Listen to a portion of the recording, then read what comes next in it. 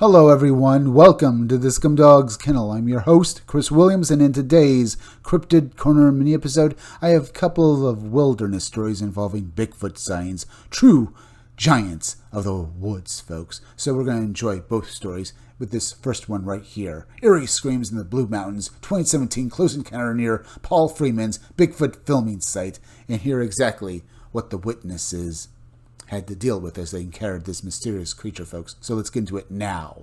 In 2017, three lifelong outdoorsmen ventured into Washington's remote Blue Mountains, just miles from where the legendary Paul Freeman filmed his iconic Bigfoot video, only to be shaken by wood knocks, distant screams, and a chilling air raid-like howl erupting from the dark timberline. What was out there in the fading light of the logging road that night, and why did it seem to be answering a call no human could hear? Let's get into the full account now, folks. Back in 2017, my two buddies and I had a frightening experience in the Blue Mountains, Washington, about 2 miles from where Paul Freeman filmed his Bigfoot video. We liked to drive along the old roads, take photos, and talk about life. I've spent my whole life in the woods and have heard elk and wolves, but this was different.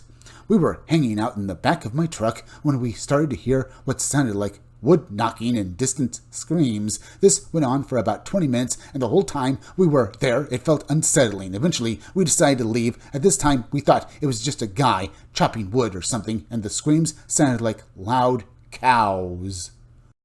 On day 2, about 3 days later, we had a few hours of free time and decided to head back up the mountains. It started nicely. We were walking around in a newly cut area and ended up on a logging road around sundown. That's when we heard a sound way off in the woods that sounded somewhat like a wolf. As I started to say something about it, it suddenly, an eerie air raid-like siren-like scream erupted from about 200 to 300 feet off of the right side of the road. We looked at each other, then instinctively ran until we broke through the tree line. We stopped, looked back, and saw nothing. It shook us to the core. Whatever it was had no idea we were there and wasn't trying to stay hidden. It seemed to be responding to something calling it. We made our way back to my truck and jumped in. We didn't have any guns, so we just decided to leave. I've been back many times since, hoping to see whatever it was, but to this day, I haven't re-encountered it. T. Did T and his friends actually encounter Bigfoot, or was it something else entirely? Perhaps, maybe a wolf man, the dog men, or even maybe a Wendigo. Maybe that was the sound that these men heard. And was it really responding to something we couldn't hear, folks? Because that makes me think that, indeed, this was more alien than anything else, folks. Supposing that this was a dogman responding to some sort of ultrasound signal that only it could hear, or maybe something else. All we can really say, folks, is that there's something out there. It's a living thing. It's, mostly bipedal, though occasionally it's been sighted on 4 legs, folks. And it's been described in numerous forms. Are they the same thing, folks? Maybe these entities can take, different forms. Maybe there's some sort of shapeshifter, or indeed, there are several different entities, species of entities, I guess, out in the woods. That's all I can really say, folks. What was encountered by T and his friends?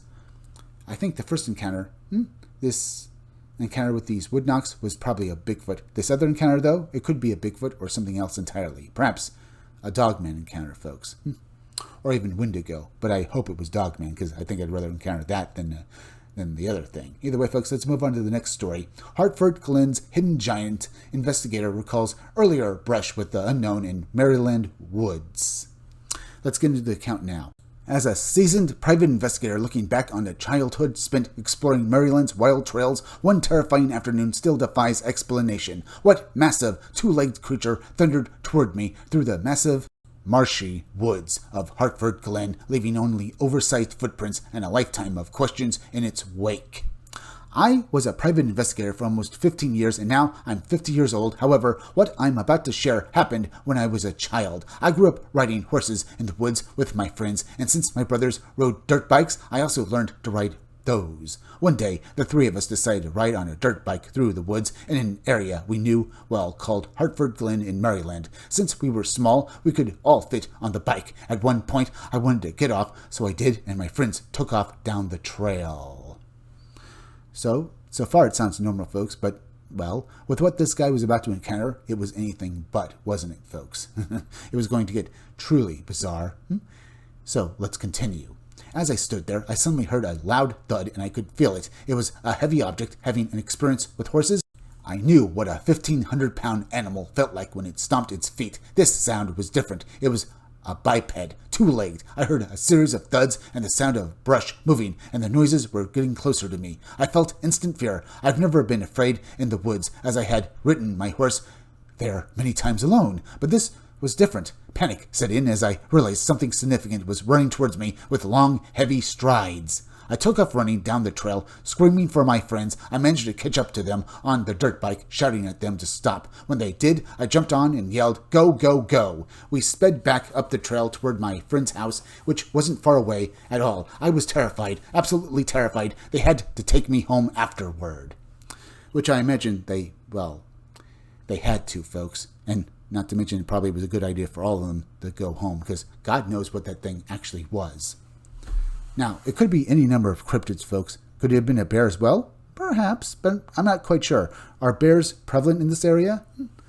But I'm just not quite sure, folks. It sounds more humanoid than anything else, so let's read on. Later, my brothers went out to search the area for answers. They didn't find anything, but did discover large footprints, 12 to 13 inches long, resembling Bigfoot tracks. This all took place at the Wildlife Sanctuary of Harford Glen in Maryland, where the road ended right at the edge of the woods. We often rode our horses from a nearby farm just a mile away, all through this area. We knew it like the back of our hands. What I encountered was indeed a biped, large and heavy. As someone familiar with the sounds of 1,500-pound animals, I can confidently say that this creature was distinct, significant, and substantial. I assure you, everything I'm telling you is accurate. My hands are shaking as I recount this story. The area was marshy and wet, with horses on the outskirts. K. Now, what did both K and T encounter in these stories, folks? Did they actually encounter Bigfoot, or are there other answers to exactly what they encountered? Could it be that maybe, at least in basically K's case, it could have been some sort of prank or hoax, that someone, a very tall man, might have basically tried to spook this young boy, perhaps? It's a possibility, but from what K can say what he knew about 1,500-pound animals, folks, and remember, he was still a boy, but he says he knew them enough that they made and did make this kind of sound when they stomped their feet, that maybe indeed he was correct, that this was a bipedal creature that was moving through the woods towards him, trying to scare him, folks.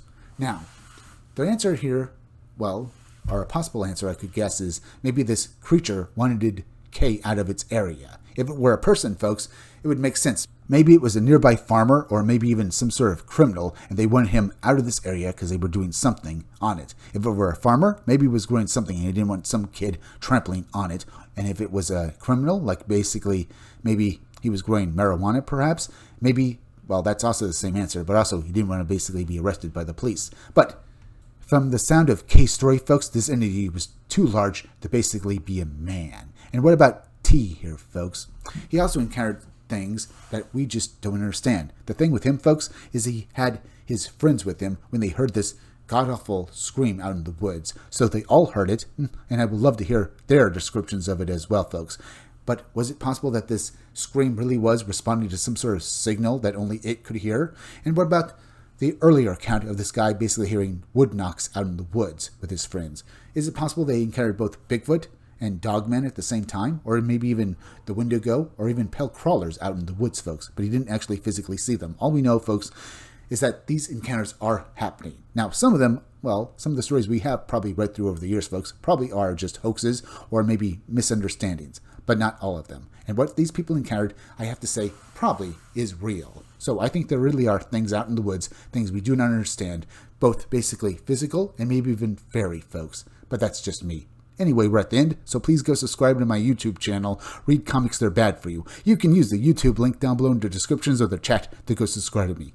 Hit that like button for me. Make sure you're still subscribed. Leave some comments down below. Hit that bell for notifications. Make sure to hit the part of the bell that'll give you all future notifications, and please share this video out. I'm Chris Williams from the Scumdogs Kennel. Thank you all for joining me. I'll be back again tomorrow with another great video, so be sure to come back again then. Till next time, folks, I'll see you all again soon.